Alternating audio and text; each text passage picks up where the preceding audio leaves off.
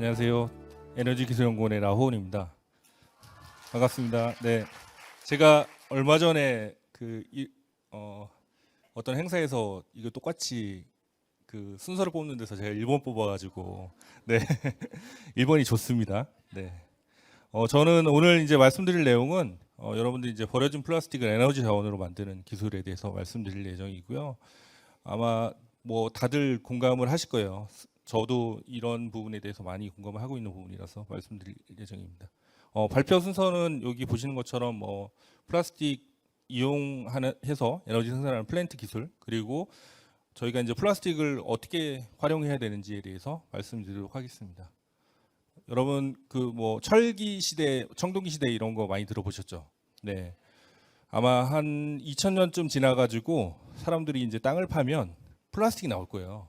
그러면 이제 지금 저희가 플라스틱 쓰는 시대에 살기 때문에 한 2000년쯤 지나서는 저희가 지금 살고 있는 세대를 플라스틱기라고 아마 부르지 않을까 그렇게 생각을 하고 있고요.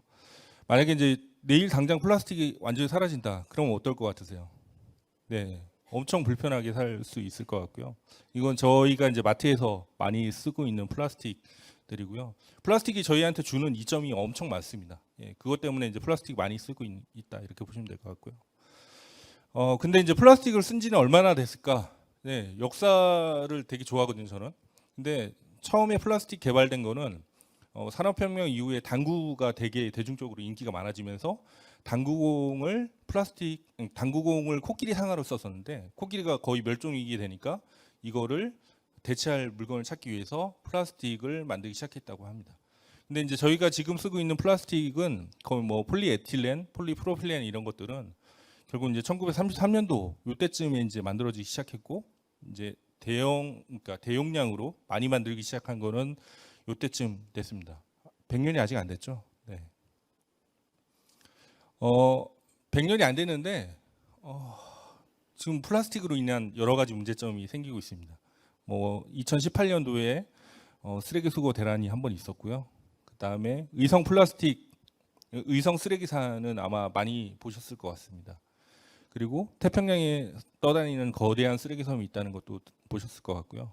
최근에 이제 미세 플라스틱 많이 나오죠. 하루에 저희가 플라스틱 카드 한 장씩 마시고 있다. 뭐 이런 얘기도 많이 나오고 있고, 되게 유명한 이제 거북이죠. 예, 빨대 거북이.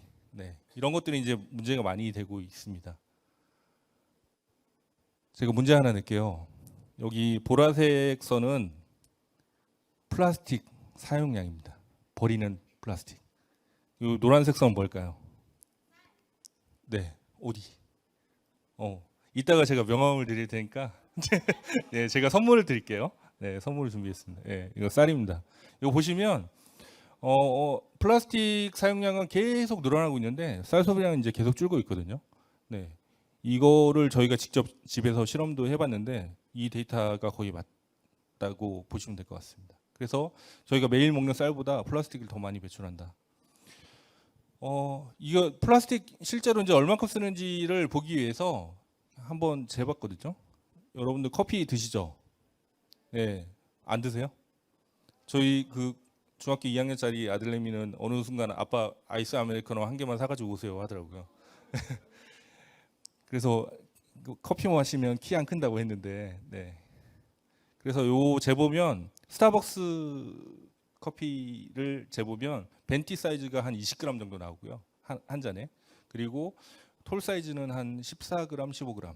네. 그리고 여러분들 이렇게 많이 먹는 500ml짜리 생수병이 한 15g 정도 나오거든요. 그래서 하루에 이렇게 생활하는 거에서 내가 쓰는 거를 대충 계산해 보면 하루에 한 188g 정도 된답니다.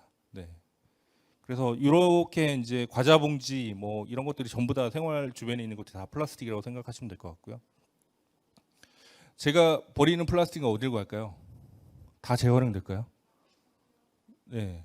제가 이렇게 장 봐가지고 집으로 와서 이렇게 이제 배출을 하죠. 쓰레기 버리죠. 여러분들 이제 엄마가 일요일 날 야 가서 쓰레기 버리고 와 이렇게 하거든요. 그러면 이제 종량제 봉투로 버리고 그리고 분리수거해서 버립니다. 그러면 이것들이 와가지고 분리선별 과정을 거쳐서 이 선별된 애들, 그러니까 어떤 형태가 있는 육가물이라고 보통 얘기하거든요. 이런 것들은 이제 선별 플라스틱, 그리고 선별되지 않는 것들, 이런 것들은 거의 대부분 비닐봉지라고 생각하시면 돼요. 이런 것들은 뭐 물질 재활용, 그러니까 100% 재활용 되는 거죠. 그리고 연소해서 지금은 매립이나 아니면 연소해서 많이 쓰고 있고요. 뭐 저희가 이제 제가 말씀드릴 내용은 이 화학적 재활용이라고 해가지고 이거 해중화학 그리고 열분해 유화 그다음에 가스화 기술을 통해 가지고 이 플라스틱을 다시 플라스틱으로 만들 순환시킬 수 있는 그런 기술이라고 보시면 될 것 같습니다. 뭐 폴리에틸렌, 폴리스타일렌 이런 거 배우셨죠? 네, 학교에서 아마 배우셨을 것 같고요. 이렇게 생겼습니다. 네, 이게 이제 몇만 개가 이렇게 결합되어 있는 게 이제 플라스틱이라고 보시면 될 것 같고요. PE 같은 경우 여기 보면 이제 벤즈닝이 있는 페트나 아니면 폴리스타일렌 같은 경우는 이 깨기 되게 어려워요. 그래서 이렇게 있는 것들을 다 깨가 여기 체인을 다 잘라서 저희가 이제 뭐 체인의 개수가 한 20개 정도 남으면 기름 형태로 돼서 회수를 할 수 있고요. 그리고 이거를 완전히 더 잘게 쪼개게 되면 수소하고 일산탄소를 만들 수 있습니다. 그러면 이거를 가지고 다시 플라스틱 만들 수 있는 그런 기술이라고 보시면 될 것 같고요. 간단하게 이해를 돕기 위해서 동영상을 준비했는데 여기 보시면 여러분들이 이제 버리는 플라스틱이 어떤 과정을 거쳐서 되는지를 보여줄 수 있고요.